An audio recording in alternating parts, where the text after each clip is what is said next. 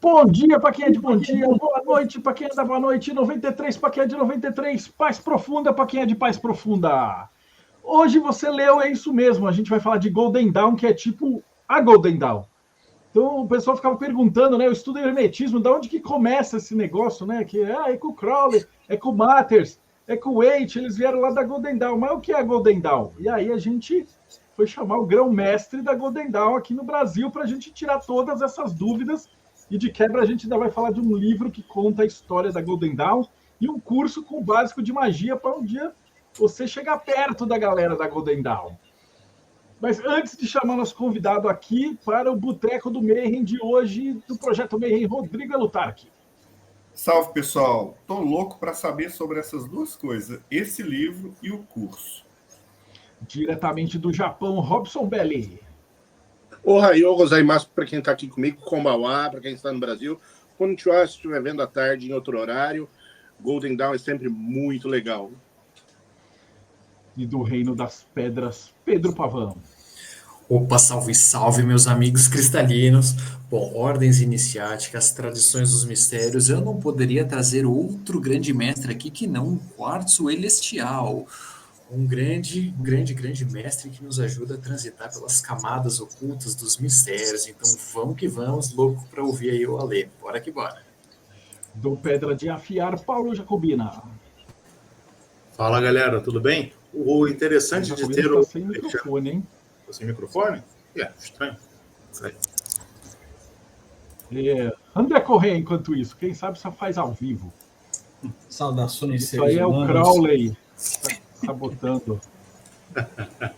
A força de Telemann interferindo diretamente no microfone do Paulo. E hoje o assunto é Golden Dawn, não pode faltar uma pessoa que domina o assunto. Então eu estou aqui para aprender e saber sobre o livro e o curso vai ser muito interessante. Agora sim, Paulo Jacobina, estava para a guerrinha entre Crowley e Matters e sobrou para você, hein? Fiquei no meio com o Crowheller e acabei você ainda está mutado. Está de castigo, mano. Pois é. Não tem problema. O Paulo Jacobino ficará de castigo aguardando a gente até ele descobrir o que aconteceu lá. E a gente vai falar do nosso convidado, Rodrigo Elutarque. Por favor, apresente o convidado de hoje. Ok, então vamos lá. Alexandre Nascimento estuda ocultismo e esoterismo desde 1991, quando eu estava jogando RPG. Quando ingressou nas escolas místicas e esotéricas como Rosa Cruz, Druidismo, Colégio dos Magos, Círculo Esotérico da Comunhão do Pensamento e Teosofia. Praticou e lecionou o espiritismo na linha de Ramatiz, 1992, ingressou na maçonaria em 1994 e no mesmo ano foi recebido na Astro Argento. Recebeu os sacramentos do gnosticismo em 2012, é um dos fundadores da Ordem Hermética da Aurora Dourada desde 2015 sobre a garantia da Segunda Ordem. No mundo profano, é formado em Tecnologia da Informação, onde trabalhou por 28 anos, mas cursou Psicologia Analítica e mudou de carreira, onde passou como analista junguiano desde 2018. Parabéns por tudo isso e por ter mudado de carreira. Valeu. Seja bem-vindo, Ale.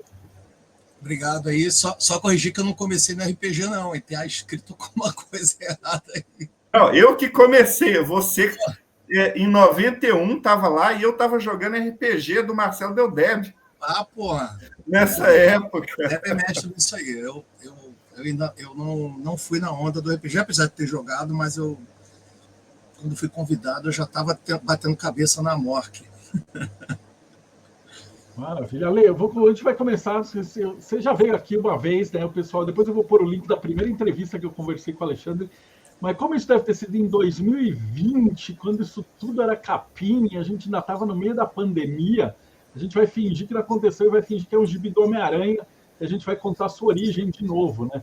Então, como é que é? A gente pergunta assim, o pessoal estava lá, você era criancinha, estava lá na fila para pegar hóstia na igreja e tal, e aí depois de 30 anos está de grão-mestre da Golden Dawn no Brasil, cara. Como é que é isso? Isso não é, obviamente, não é um salto, né? Não dá para... eu não sei, isso é meio complicado de explicar, mas é simples, né? Fiquei muito tempo estudando, eu não tinha nenhuma expressão pública. E aí é por isso que, com o advento da internet, eu continuei afastado da divulgação e tudo. Tinha muito trabalho ainda pessoal para ser realizado antes que eu pudesse ter alguma consolidação iniciática para permitir alguma expressão. Então, eu passei boa parte do meu tempo me preparando. Esse despertar começou, obviamente, com o jogo do copo, lá, né, quando eu era adolescente. O despertar começou ali. O jogo do copo abriu o caminho para conversar com esse oculto, com essa coisa do mistério, dos desencarnados.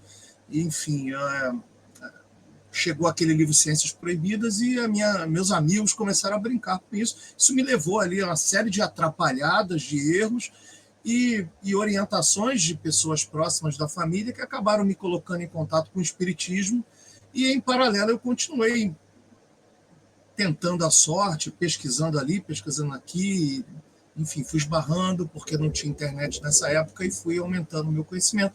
Contato naquela época, você comprava um livro e dentro do livro às vezes tinha um carimbo com um caixa postal de uma ordem, que o livro tinha alguma relação. Ou às vezes tinha uma filipeta, um meio A4, um informativo, um manifesto. Então a gente escrevia carta mesmo, à mão, para a caixa postal da organização e recebia as respostas, e a troca era assim, né? Foi assim que eu descobri a antiga e mística Ordem Rosa Cruz, a MOC, e assim que eu descobri o Colégio dos Magos, foi assim que eu descobri o Colégio Druídico, depois teve uma escola pitagórica, foi assim que eu entrei em contato com a Sociedade Teosófica e por aí foi. Fui me envolvendo com tudo que aparecia, porque era onde parecia responder, ou ter alguma resposta, ou ter alguma coisa que pudesse saciar minha sede de pesquisa, de busca. Então eu fui migalhando mesmo, por isso que hoje em dia eu não critico. Quem inicia muito é porque ainda não está procurando, está juntando peças, está fazendo a própria iniciação, mas a verdadeira iniciação vai sempre acontecer no âmbito pessoal. E aí você, tudo bem, estava circulando por várias. E quando é que você se encontrou? Você falou assim, agora eu vou seguir para esse caminho. Você pegou... Aliás, vamos entrar já direto no assunto. Como é que você entrou em contato com a Golden Dawn? A Golden Dawn entrou em contato com você?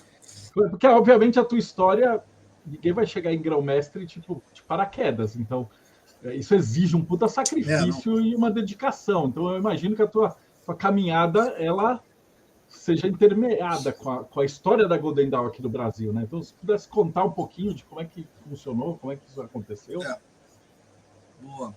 Eu vou dar um passinho atrás antes, então, dizer que, obviamente, eu frequentava Francisco Lacy, que é já muito comentada na internet, que era um lugar de frequência aqui no Rio de Janeiro de vários ocultistas. Eu ainda era um pirralho, mas em algum livro, alguma literatura, alguma conversa com pessoas dos meus círculos esotéricos me levaram na Lacy, e da Lacy eu cheguei na Golden Dawn e comprei aquela coleção espanhol da Golden Dawn, em amarelinho, né? Tem até ali os 4 livros. Então esse foi o meu primeiro contato, mas é o Golden Dawn mesmo que Amadas lançou, aqueles 4 livros iniciais do Israel Gardi, mas ele tem muita informação, mas elas não estão concatenadas de uma maneira didática, elas estão organizadas para quem já é da Golden Dawn. Então você não tem exatamente um entendimento muito bem de por onde começar, ou o que fazer, quais os próximos passos. Não tem como balizar, é um compêndio com todo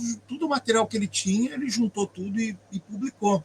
Então, naquele ano, em 93, havia palestras no centro da cidade de um grupo que estava falando que era um curso sobre Golden Dawn. Então, meu primeiro contato com Golden Dawn foi com esse grupo.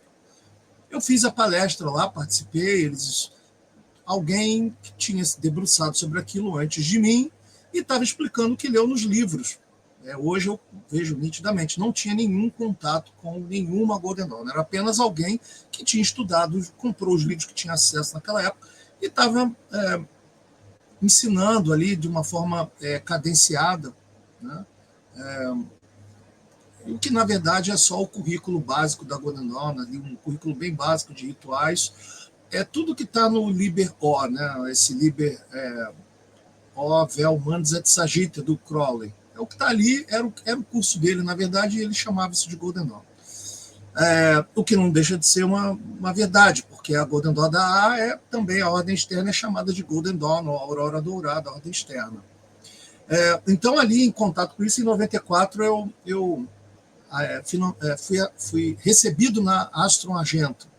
E eu acho que esse é o divisor de águas. Né? Depois que eu aprendi os rituais básicos da Golden Dawn, comecei a implantar isso na minha vida, ainda que não membro, não associado, não iniciado, só fazendo curso e executando os rituais, ali houve uma separação do meu período esquizotérico e o meu período esotérico, né? Onde eu comecei a me sentir conectado, algo começou a me chamar e me despertar.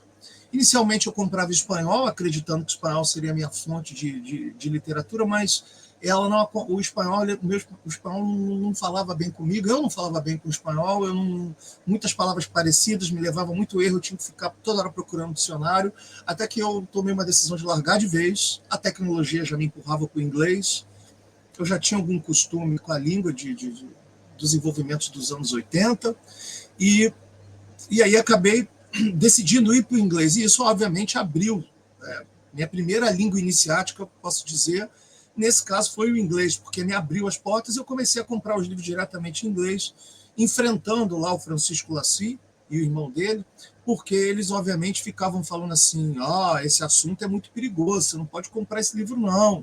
Eles se metiam, né? Eles ficavam preocupados, que me viam muito novo ir lá comprar livro, e quando eu toquei no Crowley, então ele falou, não compro isso não está na hora não, aí deixava eu comprar os livros de Golden Dawn. Mas, óbvio, depois ele liberou, depois de muito tempo, ele vendo a minha persistência, comprar livros, ele liberou. E liberal mesmo, ele não deixava eu comprar mesmo. Eu pegava o livro e ele falava, isso não é para você. Ele levava lá para dentro, ele me barrava o livro. Não deixava, não é para você, você não pode se ouvir com isso agora. Depois de um determinado tempo, ele me vendo lá muito, ele falou, tá bom, pode comprar. Aí eu comprei o Magic, mas é aquele Magic da edição do Kenneth Grant. O meu primeiro livro do Crowley que eu comprei foi esse Magic aí. Em 95, né, 94 estava na A, já estava como probacionista, em 95 eu já comecei a ser recebido por essa comunidade telêmica que já tinha aqui no Rio de Janeiro, né, originária do Euclides, né, de um grupo que se afastou do Euclides, de uma relação mais próxima. Então, eu fui já sendo introduzido às questões telêmicas e, ao mesmo tempo, continuei minha busca de Golden Dawn. Iniciei na maçonaria, até então não tinha a menor ideia que a maçonaria me levaria, anos depois, em contato com a Golden Dawn. Então, vou dar um pulo, né? Assim, minha carreira ela vai andar... eu vou continuar estudando, trabalhando em TI e sempre me dedicando a esses estudos, aos trabalhos, enfim... no viés telêmico, eu começo a ensinar um curso de magia focado para iniciar em Telemann, naqueles anos de 95. Né? O grupo era Loja Nova Isis, que foi fundada por mim e por outros colegas telemitas da época, e eu coordenava os cursos ali, e a gente dava cursos telêmicos, enfim. Foi avançando pela década de 90 toda até os anos 2000. Eu já estava na maçonaria, já era mestre, então eu comecei a me envolver com o Real Arco americano no Brasil.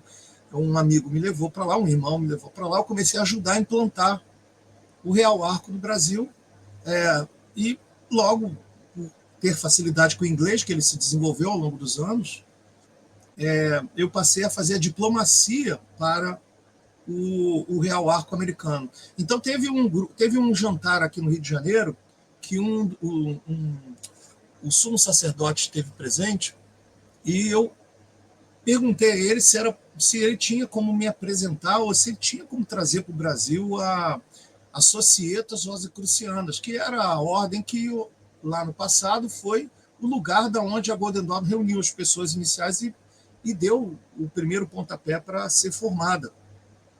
Então, com esse grupo, aqui no Rio de Janeiro, aqui numa churrascaria que tinha na Tijuca, no bairro da Tijuca, eu me reuni, eu estava no jantar e perguntei para o Ted Harrison se podia me apresentar. Obviamente, fui apoiado pelos líderes do rito de York, né, o Real Arco americano, que é um umbrella, né, é um guarda-chuva de vários graus do rito de York americano aqui no Brasil.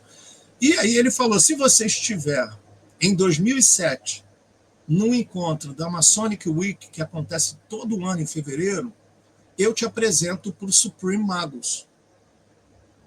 Então, foi o que aconteceu. No ano seguinte, eu fui em missão pela Royal Arch, o Real Arco, fui para Washington, D.C., no hotel The Washington Hotel, depois ele ficou em obra os próximos anos, a reunião passou a ser em Alexandria, que é depois do Pentágono, mas antes era ali mesmo no centro de Washington mesmo, foi a primeira, e ali ele cumpriu a promessa dele. No dia da reunião que tinha dos Rosa Cruz, dos societas, dos maçons rosacrucianos, né, que é assim que se fala, é Rosacruciano e não Rosa Cruz, é uma coisa que você fica ruim para o ouvido, porque você ouve por muito tempo que a Rosa Cruz está no Brasil, né?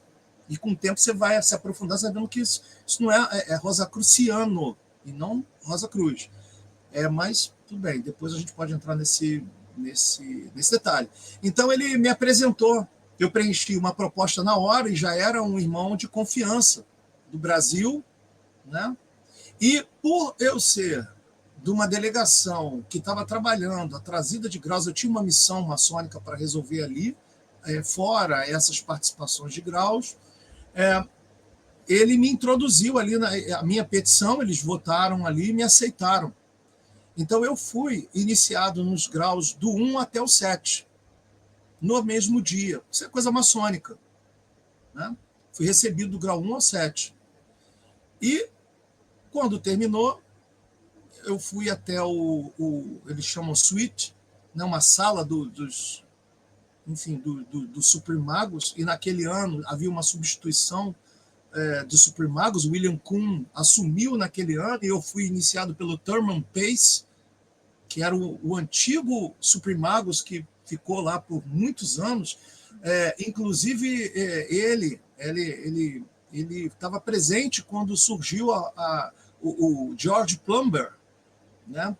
Em 22, começou a aceitar mulheres na Rosacruciana e fundou a Societas Rosacruciana aí na América. Esse cara fazia o curso de rosacrucianismo por correspondência, e provavelmente é dele que o Spencer Lewis copiou essa ideia de fazer curso por correspondência. E aí esse cara me contou, o Thurman Pace me contou, que era o Supreme Magus anterior. Ele saiu parte do Supreme Magus, passou para o William Kuhn, Bill Kuhn, né, que até recentemente era o Supreme Magus. E o Supreme Magus das Societas, ele automaticamente sempre é o mesmo que o comandante, é a mesma pessoa que ocupa este cargo, ele acaba sendo, por uma questão política, territorial, americana deles, ele tem que ser o comandante da cavalaria, para o mundo maçônico, né? Cavalaria. Então, esse cara, ele junta as duas organizações. Então, você vai lá e recebi, enfim, fui lá me reunir com o William Kuhn, porque agora o Thurman tinha conversado com ele num jantar, e agora as luzes se apagaram para ele, as luzes estavam no novo Supreme Magus, que era o William Kuhn. E aí a minha missão maçônica se desenvolveu ali, e junto com essa missão maçônica que eu fiz de outros graus que precisavam ser negociados para o Brasil, ele me deu os passos que eu tinha que dar para evoluir ali.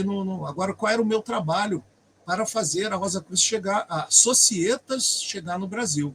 E ali, de 2007 até 2011, eu fiz essa delegação os anos seguintes. Fui viajando esses anos. E durante esses anos eu fui pegando outros graus maçônicos, pegando no sentido de ser iniciado neles, né? Fui ser iniciado, e conforme eu era iniciado, como estava numa delegação diplomática, eu pedia esses graus, eu era responsável pela delegação, pedia esses graus para trazer para o Brasil, receber autorização, aí implantava aqui, começava a fazer.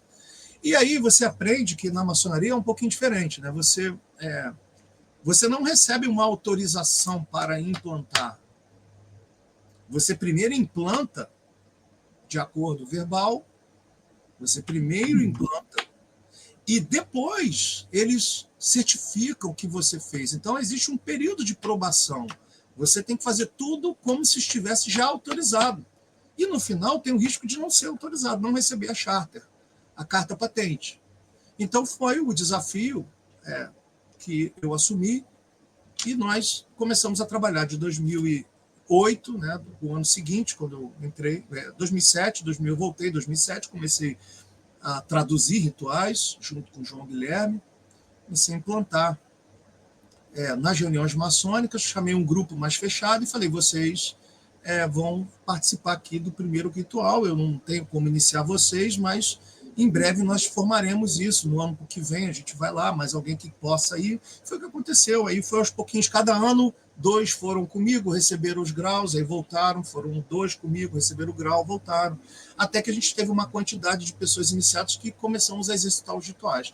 Somente em 2010 que a Societas recebeu uma delegação com 6 membros, e esses 6 membros iniciaram uma quantidade X de pessoas do Brasil inteiro em Foz do Iguaçu, numa trienal, né? E deram a carta patente mostrando que a gente provou para eles que sabia fazer, tinha entendido a mensagem, tudo, deram a carta patente. Só que durante esse período que eu fiquei fazendo essa transição, eu fui participando de jantares, né? De contatos, de apresentações, pessoas me apresentaram, pessoas responsáveis por grupos martinistas da CBCS, na época que o RER ainda não era autorizado no Brasil, estava tentando chegar no Brasil, né, num período que ainda estava sendo implantado o RER, aí a CBCS... Desculpa interromper, você é do GOB ou da GLAS? Do Sou Grande da Loja? Grande Loja do Estado do Rio de Janeiro. Então eu lembro desse período porque o Wagner estava trazendo o RER para São Paulo também, da Inglaterra. Não, é E dele era um mesmo. caos. Não, isso que você contou, eu enxergo totalmente, porque eu passei por isso também, cara. Você tá com o negócio e fala assim, a gente tem que fazer e não tem garantia nenhuma que vai dar certo, né? Não tem. Porque tem Isso é questões massa. diplomáticas, né? Você primeiro implanta por sua garantia, do seu próprio custo e risco, depois vai vir alguém que vai olhar e vai dizer se autoriza ou não. Só que não é a pessoa que vem no dia, é todo o período que você é monitorado.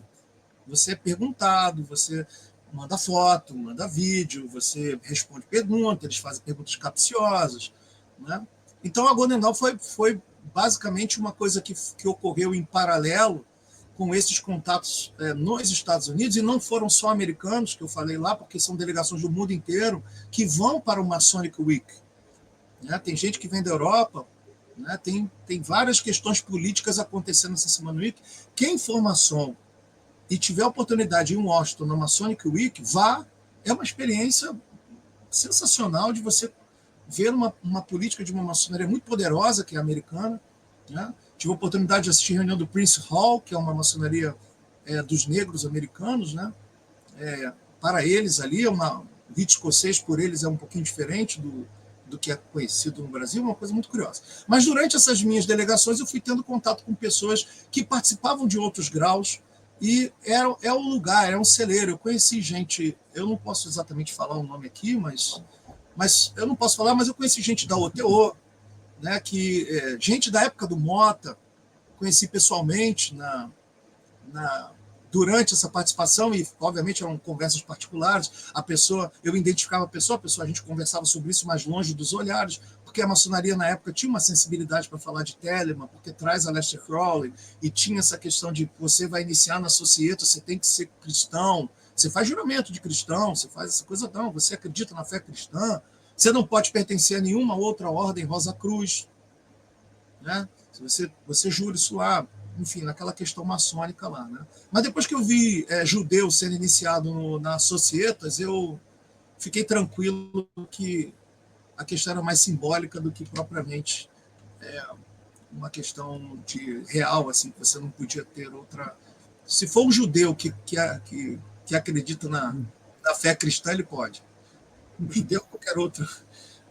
Eu vi pessoal do Islã também, tem uma maçonaria islâmica, né, bem legal também, tem trabalho. Conheci na Europa, conheci gente quase do mundo todo ali, você tem uma experiência muito boa. E eu tive esses contatos, conexões através das Societas rosacrucianas, isso me abriu a guarda para que um assunto que era então secreto chegasse, né, eu pudesse ser aceito ali, eu já tinha o grau para isso. Né, eles fazem muita questão disso. Você já está no grau, então você pode participar desse jantar aqui, desse bate-papo, desse encontro, desse drink que a gente está tomando, então desse papo mais fechado. Às vezes eles te chamam, estão te chamando lá embaixo, não sei onde, para você conversar, não sei o que, do Brasil. E aí você vem, conversa, eles perguntam como é que funciona a grande loja, quem é a pessoa, quem é o Kingpin. Ouvi muito isso, quem é o Kingpin no Brasil, quem é o Kingpin de São Paulo, quem é não sei quem. E aí eles ficavam perguntando tudo lá. querem saber onde estão pisando, até para troca de informação, para saber se vão autorizar isso ou aquilo. Eu participei da negociação da autorização dos templários no Brasil, que depois eles vão implantar em Natal. Vai vir uma delegação de templários e vai participar. Foi uma negociação bem dura, bem dura. Ela não foi liberada de imediato, ela demorou 3 anos para ser liberada. Foi bem dura mesmo, uma coisa para eles muito importante, porque tinha essa questão territorial aqui no Brasil. Onde tiver um território já ocupado por uma comanderia, se vier de outra potência que é amiga, se for reconhecida, não pode ter outra. Ali já está o território, então não pode entrar outra. Então teve uma questão territorial, Rio, São Paulo, com o pessoal do... Eu lembro. Espanha. Eu estava nessas reuniões que em 2012 eu estava de marechal adjunto templário. Pois é. E era só dor de cabeça, porque Você é a lembra, parte né? política que eu não gostava. Pois é. Por isso que você está falando é importantíssimo. Até, desculpa te interromper e tal, porque quando a gente fala, o pessoal que está escutando a gente fala, Golden Dawn, mas aqui no Brasil, se você for procurar na internet, deve ter uns 30 sites falando o que é. E a gente aqui do meio já tentou entrevistar vários desses sites e os caras só espana. Porque não tem nome, não tem responsável, não tem ninguém. E é um aviso que a gente fica dando para o pessoal que está em casa, cuidado para você se meter nessas ordens de internet roubado e tal. Veio aqui, perguntou assim, da onde veio o conhecimento, da onde veio o pedigree, da onde tem essa linhagem, carta patente, essas coisas. Isso que o Alexandre está colocando é muito importante, né? Então, para o pessoal conhecendo. E aí eu vou dar um ponto de procedimento, porque aí você estava meio que sozinho com uma galera e tal. Como é que é tocar uma Golden Dawn no país tupiniquim, católico, cristão, sozinho e com tipo... Quantas pessoas vocês estavam? Meia dúzia, 10? Como é que foi esses primeiros passos? Deixa eu fazer uma divisão aqui. Como é o grupo, aquele grupo telêmico que eu comentei a vocês, que já circulava de curso, esse projeto de implantar Golden Dawn, de treinar Golden Dawn, já tinha começado antes, em 2015, ali, 2012, já tinha feito uns rituais do neófito, já tinha montado, já tinha feito à mão mesmo, porque era a indicação deles, era um grupo que eu usava ali, não era grupo da maçonaria, de Golden Dawn. As societas eu só podia fazer com maçons, com mestre maçons. As societas estavam andando lá com outros representantes, estavam andando as pessoas. E, em paralelo, no meu grupo de estudos esotérico, enfim, de telêmico, eu montei os primeiros grupos de Golden Dawn, de estudos, de prática. Vamos botar o ritual para funcionar.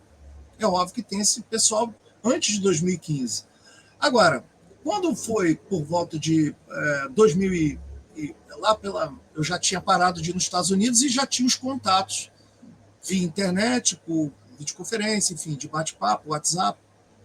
Então, eu já conversava com as pessoas direto, que eu já tinha linkado com eles, né? E aí, já tinha feito esses contatos. Obviamente, eu fui nos Estados Unidos depois, mas eu encontrei eles não em Washington, encontrei em Nova York, né? E aí, os Cíceros são das Societas, né? Os Cíceros. Então, a gente tem a oportunidade de encontrar eles lá. Enfim, os contatos foram dados, eu comecei a fazer e fui buscando a orientação. Fui buscando se era assim, se era assado. Fui perguntando aqui, perguntando ali. Fui fazendo, fui montando. Na mão mesmo, fui montando com a orientação que eles me mandavam. E um pouco de livro. Olha o livro do fulano. Aquilo ali está certo até aqui, mas faz assado. Ao invés de usar o que o Regardia está falando, que era na Estela Matutina, aí tinha essa questão, né?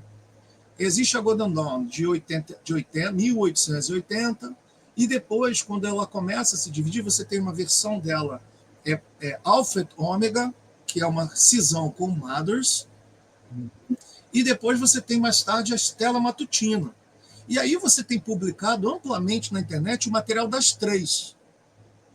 E aí causa uma confusão danada se você não tiver orientação para fazer a concatenação, né? Resgatar essas peças e colocá-las num corpo que faça sentido quando você está pensando em implantar o trabalho na prática. Eu ouvi de líderes dizerem assim, não vai dar certo, trabalho de grupo não vai dar certo. Mas eu falei, mas você montou, mas hoje em dia não parou de funcionar, mas funcionou durante um tempo, foi a discussão que eu entrei. Um dos líderes disseram isso, mas não me proibiu, não. Ele é um dos assinantes da nossa carta patente. Ele é um dos assinantes, está lá. Mas ele, na conversa, ele disse que o grupo não vai conseguir crescer. Eu falei, você não conhece o Brasil? O Brasil é celeiro de ritual. Os rituais no mundo maçônico tinham acabado e o Brasil ressurgiu com tudo. Tem mais ritual no Brasil simbólico do que tem no resto do mundo. Então, o Brasil é um celeiro que tem uma espiritualidade, tem uma inclinação a olhar uma opção ao cristianismo predominante, de certa forma, olhar o simbólico, né, ter um aprofundamento maior para além das religiões estabelecidas. Né? Então, fui fazendo isso até que qual foi o ano? Foi 2000 e... agora eu não lembro, acho que 18, a gente recebeu a carta. Né? A gente teve uma presença no Brasil, uma visita no Brasil, que participou por 2 dias da execução do ritual toda, e nesse período eu já estava praticando há muito tempo, a gente já estava com uma habilidade muito grande, o material do tempo estava todo formado, todo mundo devidamente paramentado, né? E a presença deles, obviamente, eles não entenderam o ritual em português, mas eles viram a movimentação e a orientação é de que o feedback que recebia é de que para eles a execução foi plena, que para eles estava satisfeito que a ordem havia obtido, né, minha atividade aqui tinha obtido o sucesso em ativar a egrégora que era devida para esse trabalho. Então essa é a mensagem aí que eu inicio, né, falando sobre a diferença de Golden Dawn, de grupos de Golden Dawn que tem no Brasil, porque esse terreiro, né, digamos assim, nesse paralelo com o terreiro, ele tem que ter um pai de santo que foi formado, né, puxando esse paralelo, e o terreiro ele tem que estar devidamente ativado com guardianias. Então não é o cara da Golden Dawn, monta um site e posta as lições que estão achadas na internet e acha que isso é Golden Dawn, né, que é a aurora dourada. Então é nisso aí que a gente pode falar mais sobre a Golden Dawn. A gente vê, inclusive, como ela tem esse viés maçônico, tem um ritual, né? Assim, eu e a Priscila, a gente foi iniciado pelo Alexandre, e, cara, tem preparação, tem semana, tem todo um trabalho muito sério, né? Eu já ouvi falar do pessoal que chegou e falou assim, o fulano me deu o grau 7 da Golden Dawn, ele fez um plunk plaque zoom, e aí eu tô agora... Aí você olha e fala assim, mano, você não sabe nem o que é Golden Dawn, né, cara? É uma questão de que não dá para ser um negócio de internet e tal, é uma parada muito legal, muito séria. E aí eu queria justamente para dessa parte que o cara precisa ter essa preparação espiritual, eu queria que você falasse de onde veio a ideia de ter esse curso, né? E como é que ele vai funcionar? Ele é uma assim, a gente já está sabendo meio em off, ele é um começo de planos grandes, né? De expandir a Golden Dawn para o país até um dia e tal. E ao longo de 5, 10 anos, você vai precisar de gente, que nem você precisou lá atrás em 2006, né? Então eu queria que você contasse um pouquinho o que tem nesse curso, o que ele está preparando as pessoas, né? O que o pessoal vai ter fazendo esse curso, qual que é a ideia por trás disso? Esse curso, ele não é... Ele é eu vou dizer, é uma versão bem mais moderna daquele curso que eu dava lá em 95, né, que eu vim dando por muitos anos, e eram turmas de final de semana, enfim, a gente às vezes ficava sábado e domingo fazendo aprendizado ali de teórico e prático de vários aspectos da magia. Né? Só que quando eu ensinava naquela época, não tinha o despertar que eu tenho hoje. Então, é algo que eu já vinha fazendo por muito tempo, né?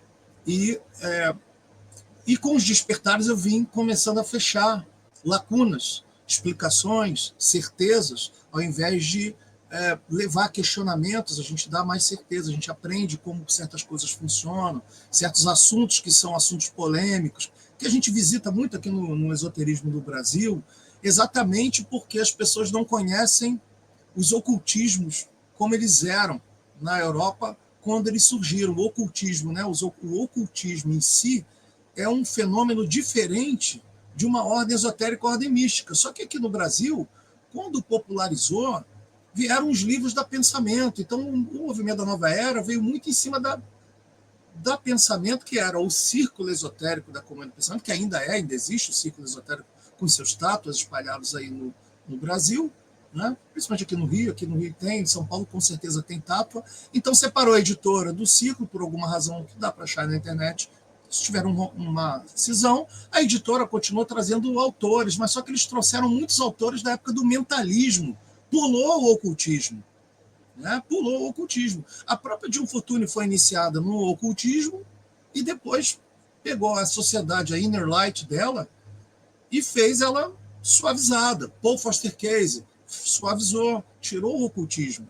Então, as pessoas do Brasil tentam explicar ocultismo com a sua visão espírita, com a sua visão esotérica, com a visão do sistema da yoga. Aí o cara entra lá no curso, não sei o quê, aí aprende, aí vem explicar o ocultismo, mas não montou um trabalho ocultista, como o da Golden Dawn na prática, para saber como que essas peças se encaixam e como que isso acontece, como que a coisa acontece. E aí esse curso, ele não pretende iniciar a pessoa na Golden Dawn, mas ela pretende... Isso tem que ficar bem claro, né? A iniciação da Golden Dawn, tipo, cara, é um processo maçônico. Você vai mandar uma cartinha, mandar um e-mail. Os links vão estar todos aqui embaixo na descrição do vídeo. Aí você vai entrar em contato com o cancelário, vai mandar uma carta querendo. Aí você tem que se preparar, tem taxa de admissão. Você tem que ir para o Rio por enquanto, porque só faz iniciação lá. Então, tem que deixar claro, o curso é um curso que vai te preparar, mas para você entrar é uma coisa a mais, né? É diferente. Pois é, o curso ele não é uma iniciação a Golden Dawn, ele é uma prática, ele é um conjunto de práticas que vai te levar do zero, né, a uma autonomia, né, de estudante médio avançado para continuar evoluindo no seu caminho. Então vai ser um curso que vai ajudar muitas pessoas que inclusive estão em ordens, hoje gostam da ordem, gostam daquele conjunto de trabalho da ordem, mas a minha pretensão nesse curso, né, como está no currículo, é poder dar explicações, inclusive de rituais que já são classicamente feitos, mas ensinar eles da maneira, com as chaves corretas, para que eles sejam funcionais para o seu dia a dia. Eu poderia dizer hoje de uma maneira mais moderna que seria uma magia urbana, né?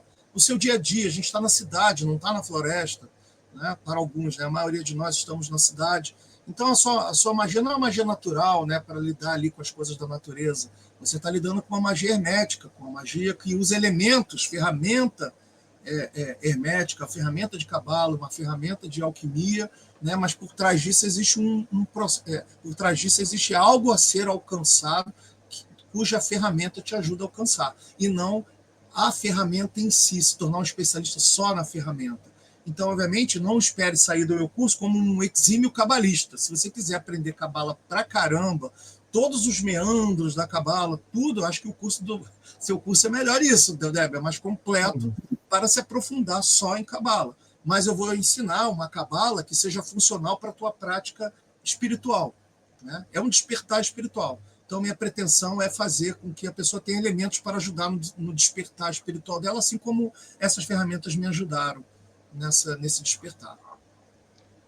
Sensacional. E eu queria também que você falasse desse livro. Eu estou com ele na mão, mas isso aqui é a prova de gráfica, né? A gente vai estar preparando aí um financiamento coletivo e você vai sair junto com o Carlos Raposo. Opa. Ele escreveu a biografia dele e os diários dele e do Euclides. Maravilha, então, a gente amigo. Já publicou a canção Perdida do Mota e agora a gente vai ter os diários do Euclides. Então a gente acha que os dois grandes nomes da Telema e tal vão estar respondidos, e de quebra a gente vai fazer os livros do Matters. E eu queria que você falasse um pouquinho deste livro da Espada da Sabedoria, que ele é uma coisa assim que acho que para quem é interessado em ordens, história do ocultismo, ele é uma coisa ímpar, né? E realmente, foi um grande trabalho, assim, li muitas biografias, muitos biógrafos de Golden Dawn, né? Já é um tema acadêmico, inevitavelmente a academia já se debruça sobre a Golden Dawn, porque existe o antes e o depois, né? O que você tem antes da Golden Dawn? Você tem a teosofia, que obviamente a teosofia é um grande marco no ocultismo, porque ela vem pós Eliphas Levi, ali no início, 1800 e pouco lá, né, a teosofia, então ela está ali mapeando, né, dando organização para para as informações ocultistas, na fase 1 da teosofia, Isis sem véu. Depois ela passa a ser doutrina secreta e ela vira a chave totalmente para certas linhas do hinduísmo ali, e vai trazendo todo esse sistema de yoga, de chakras e corpos, né, corpos sutis, vai trazendo toda essa teoria que vai fazer uma nova cosmovisão, uma nova releitura da teosofia. Quando a teosofia vira isso, né, vira uma consolidadora, né, uma pretendente a substituir o cristianismo dominante ali naquela região europeia, quando ele chega com esta pretensão, com esta força, um grupo de maçons fica inconformado com isso, porque eles queriam continuar estudando a espiritualidade com raízes ocidentais, e não tudo vem do Oriente. Então, esse grupo, esse movimento vai romper com a teosofia, e eles serão os insumos, as pessoas que vão se reunir e dar corpo para a primeira versão, a primeira implantação de uma aurora dourada da Golden Dawn em 1880. Né? Obviamente começa com a mão de maçons, porque os documentos iniciais de estrutura de graus, de autorização, que obviamente são cartas, enfim, tem toda aquela questão da Anna Sprengel, isso tudo foi trocado num nível maçônico, mas depois que a autorização foi dada, né, enfim, eles abriram um movimento já com esse pessoal da teosofia, e já tinham mulheres. E tinham muito mais mulheres naquela época que participavam desse cenário ocultista. Né? Tinham muitas mulheres ocultistas, renomadas mulheres, que, infelizmente, as edições brasileiras não trouxeram. Aí, no futuro, a gente tem que fazer a justiça, aí, a devida justiça. Esse esoterismo não é somente a John Fortune, tem várias outras que fizeram participação essencial nessa implantação. E a Ethel, que vai escrever essa biografia, ela já é do século XX, né? Ela já é ali próximo do século XX, mas ela está viva, né? Durante alguns membros originais da Golden Dawn estão vivos ainda. Então, ela consegue conversar com alguns deles, né? Fazer alguma participação, apesar dela ter sido iniciada na OTO, e ela, inclusive, viu Crowley ao vivo, né? Ela relata isso. Então, é muito legal. A biografia dela estava esquecida, né? Porque tem muitos outros biógrafos que ganharam nomes, né? Ganharam a prateleira, né, de vendas, principalmente no mercado inglês, ganharam à frente dela, e essa biografia que ela relata, que ela é uma das únicas biografias do MacGregor Mathers, se não é a única, né? Até esse momento aqui que eu estou falando, o que eu tenho conhecimento é a única pessoa que investigou a vida do Mathers e escreveu. Né?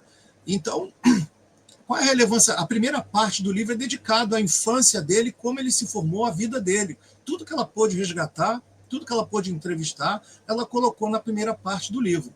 E aí, depois, a continuação do livro é o produto, né, que é gerado a partir desse casal, a Moina Mathers e MacGregor Mathers. Então, eles vão produzir a Golden Dawn junto com William Wynne Westcott, que também é genial.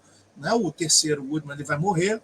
Né? Infelizmente, ele vai falecer no ano da fundação da Golden Dawn. E aí a Golden Dawn vai começar com um corpo hermético e depois vai tendo desdobramentos que ela, nas linhas do livro dela, você vai percebendo os grandes nomes que ela vai falando. E aí ela divide o livro, né, a segunda parte, que vai depois do Mathers, vai falar basicamente dos dissidentes, da prole, ela chama de prole, que é uma linhagem que ficou legal, reconhecida, que estava lá trabalhando, ficou todo mundo legal, bonitinho, família, né, como se fosse tá todo mundo em casa, e existe os dissidentes, depois é um capítulo de dissidentes, que são pessoas como Crowley, pensavam diferentes e fundaram seus próprios ramos. Então ela monta todo esse cenário de relações pessoais ali, de brigas, de intrigas, muitas vezes fofocas, né, que ela só alcançou a fofoca, né, diziam isso, diziam aquilo do fulano, e eu não tive contato com a pessoa, mas me disseram até onde eu posso falar isso e aquilo. Então ela vai citar muitos nomes, inclusive cientistas, né, que tinham laboratórios de alquimia, né, e que laboratórios de alquimia que foram destruídos, que receberam uma bomba, né? Tem nomes lá muito importantes. Eu acho que é legal das pessoas poderem ter esse trabalho, ter acesso pelo menos a essas biografias dessas pessoas, o nome dessas pessoas, pesquisar na internet e ver a relevância que elas tiveram para esse movimento ocultista.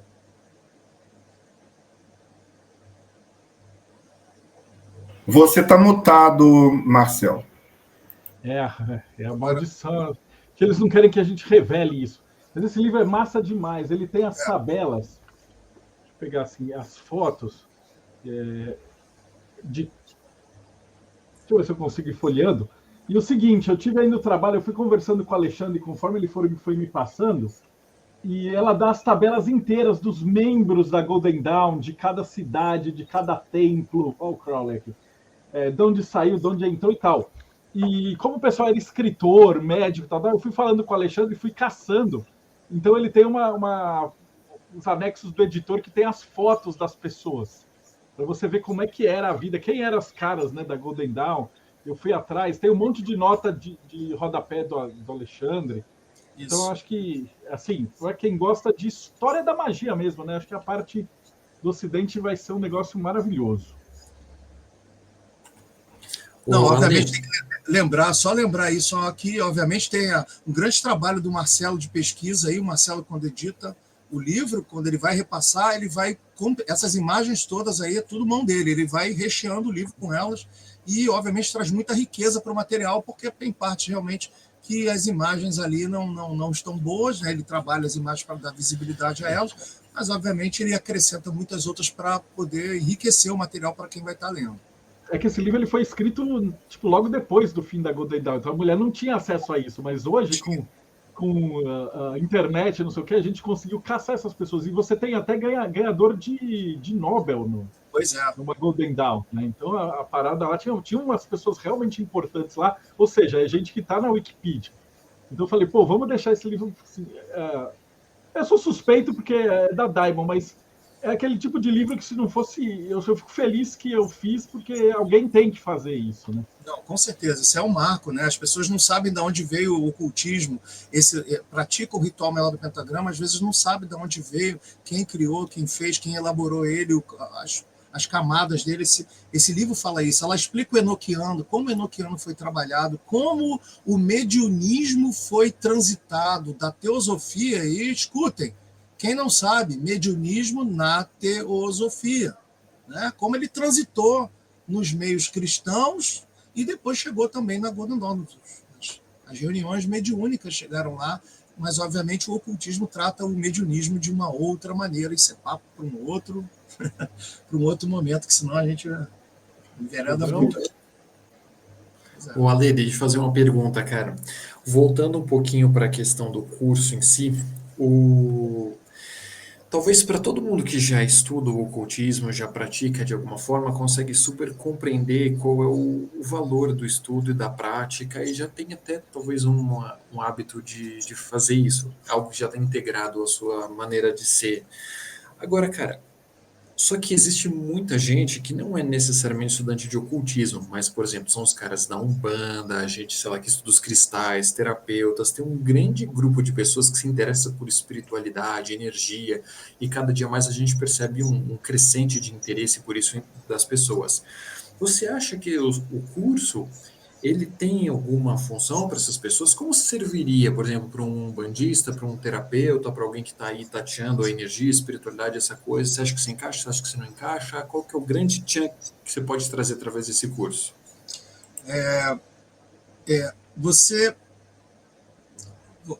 Você tocou em assuntos sensíveis, vou falar o que tem que ser...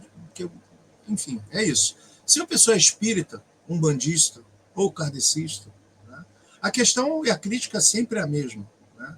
O médium, ele é um microfone aberto. Aí, obviamente, as pessoas vão dizer assim, mas tem um guia que protege a pessoa, tal. Enfim. Então, tem uma questão que você tem que ter o controle do teu mecanismo de conexão com o oculto. Você tem controle entre aspas, você tem que ter a sua segurança de ter esse controle, né? Então, existe uma crítica da magia e do ocultismo às práticas mediúnicas, porque elas são perigosas. Né? Aí você vai falar, não, mas na Umbanda ou no Candomblé vai estar dentro de uma religião, que tem os preceitos da religião que cuidam daquilo ali. Né? Só que o que a gente tem visto é uma vulgarização da mediunidade. Né? Basta ver as pessoas que têm mais idade, vão ver assim, antigamente eu ia em centro, só tinha as pessoas mais velhas. Hoje em dia você vai ver médium se dizendo super espiritualizado e já com 22 anos já é médium experiente. Então isso me causa estranheza, né? É a minha crítica. E aí o curso, como é que ele ajuda nisso? Né? Me causa estranheza ser muito novo, né? E já ter mais certezas do que dúvidas. Eu acho que as dúvidas elas são salutares e é muito importante ser questionados esses pontos de contato. Então, a pessoa que está buscando a espiritualidade, ela vai precisar ter um diapasão, ter uma bússola dentro dela implantado, consciência despertada, né? Em conjunto com o funcionamento do seu corpo e da sua esfera de sensação, de maneira tal que ela possa ter segurança no contato espiritual, se é que esse contato espiritual possa ser de alguma guia para ela. Para o nosso sistema de iniciação, não. Porque o que vai ser guia para a sua evolução é o despertar do seu eu, digamos assim, superior, ou da sua versão de você antes de receber a cultura do seu tempo.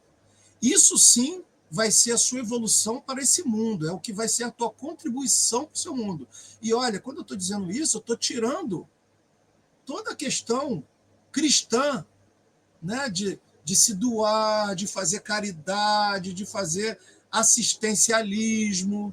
É uma visão ocultista. Então, eu estou procurando evoluir você. Você tem que se tornar um adepto e servir com a tua grande obra para o meio social, para a sua realidade, com o seu tempo e ajudar na evolução. Então, o curso vem te dar ferramentas para que você possa orientar esse despertar espiritual em si. Mas se você vai despertar em você uma consciência superior e dentro dessa conexão você vir que a incorporação na Umbanda e o trabalho com cristal, ele pode ser implementado, ótimo, o curso já vai ajudar, mas pelo menos eu tenho certeza que eu vou te dar ferramentas para você não receber nenhuma obsessão. Não, e isso é maravilhoso, maravilhoso de fato. E eu acho que a grande dificuldade que existe é que em algum momento criou-se uma divisão muito grande entre o ser e o estar, né? Entre a ferramenta, né? Então, beleza, de repente eu estou com um cristal, eu acho que eu sou mais evoluído porque eu estou trabalhando com cristal. Talvez você evolua um pouco quando você se torna aquele cristal. Então, é um nível de consciência. E para isso, então, a gente precisa de acessos verdadeiros. Então, partindo do que você trouxe, eu posso entender que o objetivo do curso seria proporcionar um caminho de acesso, um caminho a ser percorrido em contato com o meu eu superior. É por aí? O objetivo último seria esse? Se não, qual seria? Na tradição que eu recebi, o eu superior ele é uma forma que foi implantada pela teosofia. Eu não sei se eu superior explica bem, porque obviamente você vai pensar que se existe o eu superior, existe o eu inferior. E a minha tradição, ela não vê dessa forma. Ela vê assim, nós somos aqui, nós mesmos, o ego que estamos falando aqui, obviamente, né, somos nós aqui, e existe uma versão de nós que ela ficou, né, oprimida, ocludida, porque ela não vivencia no espaço-tempo que nós vivemos. Então a gente precisa dar oportunidades, né, para além da racionalidade, de você lidar com esses conteúdos que estão ocludidos, represados dentro de você. E não está represado porque você escolheu isso. Está represado porque você foi embutido na sua cultura. E lá no iniciozinho, na sua cultura, disseram que era certo, que é errado para você. Entendeu? Não é uma questão... Se você pegar essas técnicas e fizer uma conexão com uma inteligência ou com uma forma de consciência que possui os cristais, no seu exemplo, sendo mais específico, isso vai ser super salutar para você. E aí você vai extrair uma experiência daí com toda a segurança. Né? e com capacidade de discernimento, porque a gente não pode simplesmente acreditar que sempre tudo dá certo e tudo é luz. Você não pode supor, todo lugar é luz. Eu vou fazer a projeção astral, sempre vou encontrar guia. Você pode encontrar um espírito que se chama guia, que se chame de guia. Né? No astral, tudo pode acontecer. Os espíritos tomam qualquer forma. Qual a experiência que nós já temos no astral? Nenhuma. Você vai fazer um desdobramento desses que se fala da projeciologia, por exemplo. Né? Você vai sair do outro lado, que é um duplo desse plano físico aqui, você vai sair do outro lado e vai fazer o que com isso? Na minha adolescência, eu queria fazer projeção astral para ver a vizinha. Né? Eu queria ver a vizinha. Eu queria fazer projeção astral porque eu queria estar que nem a mosquinha, né? Tá lá onde ninguém está e ter acesso a informações. Agora, projeção astral, ela tem uma explicação e tem desdobramento, que as pessoas falam dessa coisa de acordar e estar paralisado e fora do corpo, e aí você consegue se afastar e fazer Existe uma projeção no astral, que é uma projeção dimensional, e existe essa projeção astral, que é um duplo do físico. Na minha experiência, o duplo do físico, você fica aprisionado do duplo do físico. Você vai entrar, vai lá na porta, vai aqui, vai ali, volta, depois você vai dormir e vai acordar de novo. Na projeção astral, você é apresentado outras dimensões. E nesse curso eu vou ensinar como você lidar com essas projeções e como você tirar proveito delas para a melhoria de si, para a sua harmonia e despertar da sua consciência. O importante é despertar a sua consciência, senão você nunca vai ser útil. Né? Você sempre vai ser alguém correndo atrás da cenoura. Vai estar correndo atrás da cenoura. Aí o seu canal está aberto à percepção. Aí vem uma vozinha e diz assim: oi, tudo bem? Você, opa, peraí, quem está falando comigo? Eu sou seu guia. Estou tentando falar com você há muito tempo. Aí você, opa, e o que você quer de mim? Chame outros, que eu quero que você expanda a mensagem. Aí você vai lá trabalhar por essa voz, né? Mas você não está trabalhando para si. Você não está despertando a sua consciência. Porque se você tiver contato com a sua melhor versão de si, né? Que é a realização do seu propósito de existência, e aí eu estou falando que esse propósito de existência é esse eu superior, né? Quando isso baixa em você, as máscaras que você usou até hoje, elas vão se deteriorar, e uma vez que você encontra esse propósito de vida, você não tem outra coisa a fazer a não ser colaborar com ele.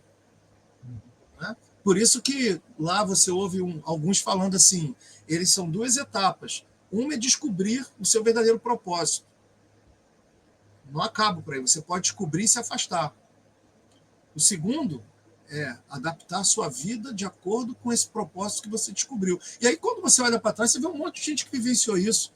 Largou família, não que você vai ter que largar, né? Mas que largou o trabalho, que largou a relação não sei o que lá, que viajou para outro lugar, que agora trabalha numa oficina, que agora trabalha não sei aonde, porque a pessoa descobriu o propósito dela e como ela pode contribuir com a grande obra. Grande obra, gente, tem um nome porque existe a pequena obra. E pequena obra não é fazer magia negra, tá? Pequena obra não é fazer magia negra. A grande obra é feita de pequenas obras. Você vai fazer pequenas obras até que a grande seja alcançada. Alexandre, eu sou um grande consumidor de curso online e quando eu estou lá pesquisando os cursos, eu costumo olhar principalmente a ementa do curso.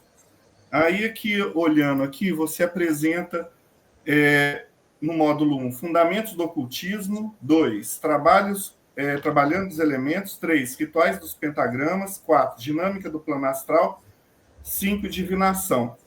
Além de...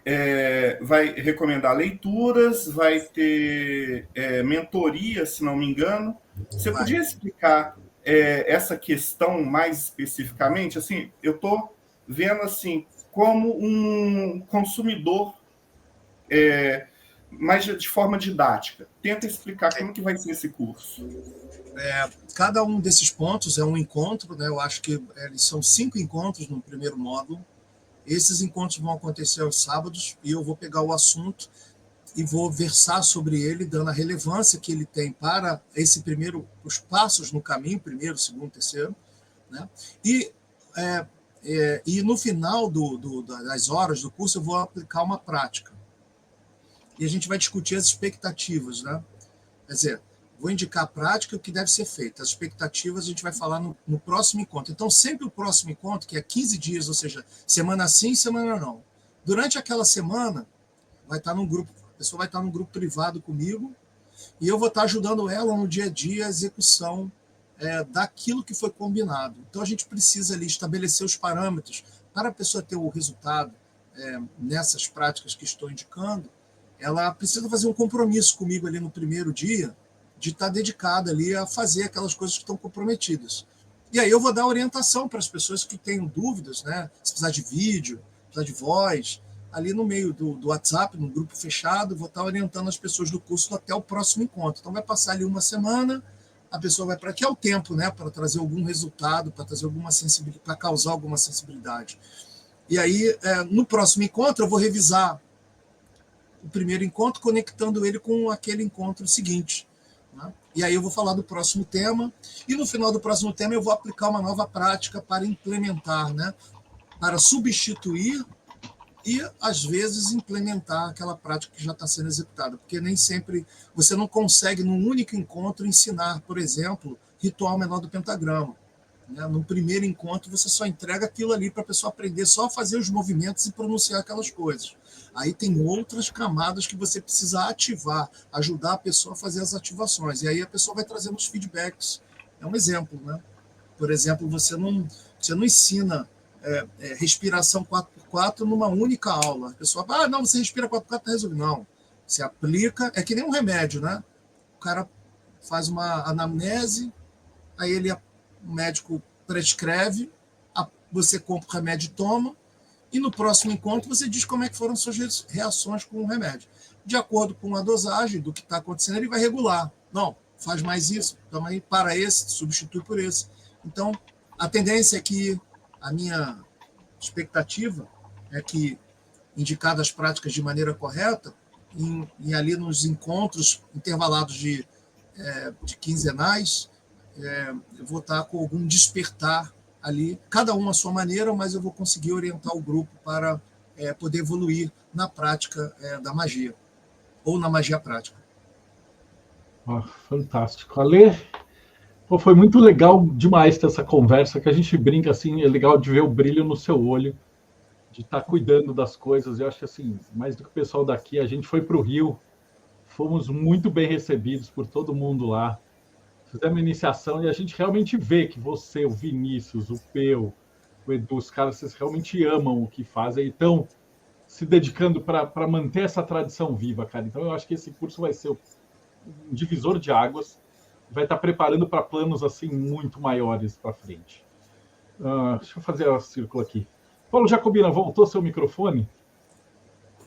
Não faço ideia, voltou? Não. Hoje o Paulo ficou de castigo, só escutando. Voltou para o ruim, mas tudo bem. Não deixaram você falar.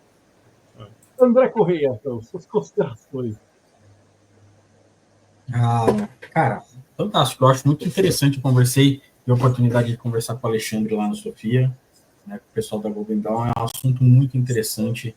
Então, para quem tem interesse, eu tenho certeza que esse curso vai ser fantástico, uma introdução incrível para quem é buscador, né, e para dar um passo aí para se aprofundar nessa senda e cada vez mais se descobrir dentro do ocultismo. Cara, parabéns pelo trabalho, eu acho fantástico e tamo junto. Se precisar, levanta o braço e grita que eu tô por aqui.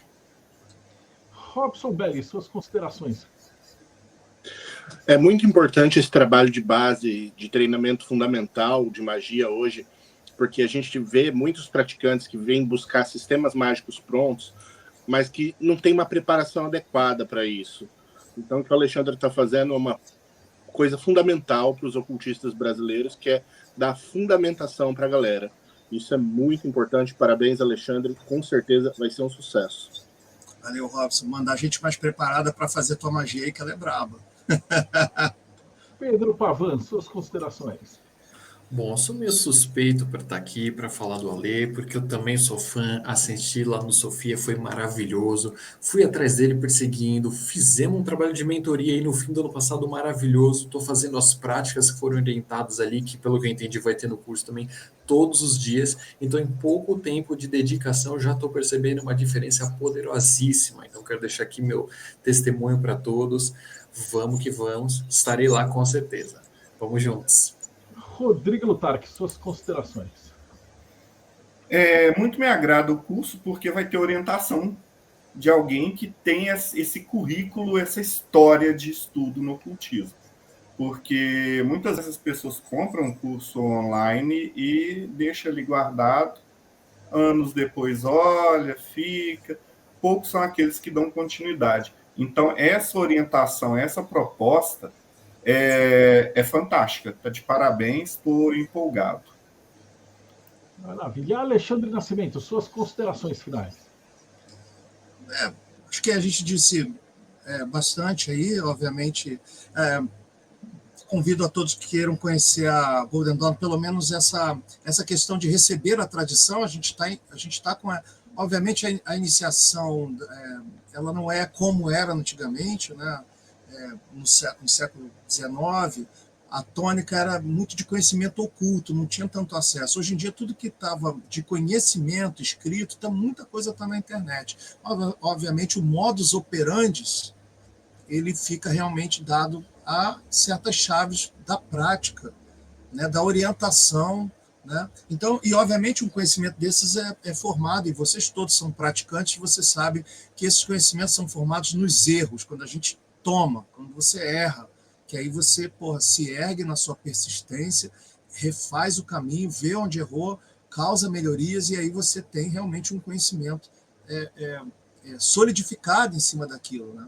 Então, eu espero poder contribuir com a busca de todo mundo. Esse é um momento que eu levei aí quase 30 anos para poder estar me expondo publicamente, assim, numa amplitude como a internet, para poder estar contribuindo com alguma coisa, né? Contribuindo com algo realmente útil, prático, que possa valer aí para o tempo e o dinheiro das pessoas. Isso. E o pessoal que quer entrar em contato com a Golden Dawn aqui no Brasil, qual que é o site? auroradourada.org.br, perdão, www.auroradourada.org.br. Vai cair no nosso site, lá tem as informações, quem quiser pedir iniciação, já foi dito no início, quem quiser pedir iniciação for do Rio de Janeiro, já tem aqui o templo, já tem uma reunião regular, vai entrar, enfim, tem um bate-papo lá, tem toda uma orientação de como acontece. Quem for de outras cidades, a iniciação também é no Rio de Janeiro, mas a gente tem encontros online para continuar os estudos, para que a pessoa possa mudar de grau. Maravilhoso, gente. Estou muito agradecido, Alexandre. Acho que tirou um monte de dúvida da galera que ficou perguntando. E essa aula que você deu sobre carta patente, eu acho que foi muito válido, porque o pessoal que está de fora das ordens não tem noção de como é difícil de implantar esse tipo de coisa, né? Robson, Rodrigo, Pedro, André e Jacobina, muito obrigado. E você que assistiu a gente, não esquece, essa é a entrevista 562. Então, dá uma olhada, projetomayhem.com.br ou YouTube/Projeto Mayhem. Dá uma olhada, porque a gente tem playlist de tudo que você imaginar. Tem hermetismo, tem Golden Dawn, a gente já entrevistou o Vini, já entrevistou o Eduardo. Várias pessoas lá da Golden Dawn já falaram para a gente das suas práticas. Então, tem astrologia, tem tarô, tem cabala, tem tudo que você precisa. E fica com a gente até o próximo Boteco dos Illuminati.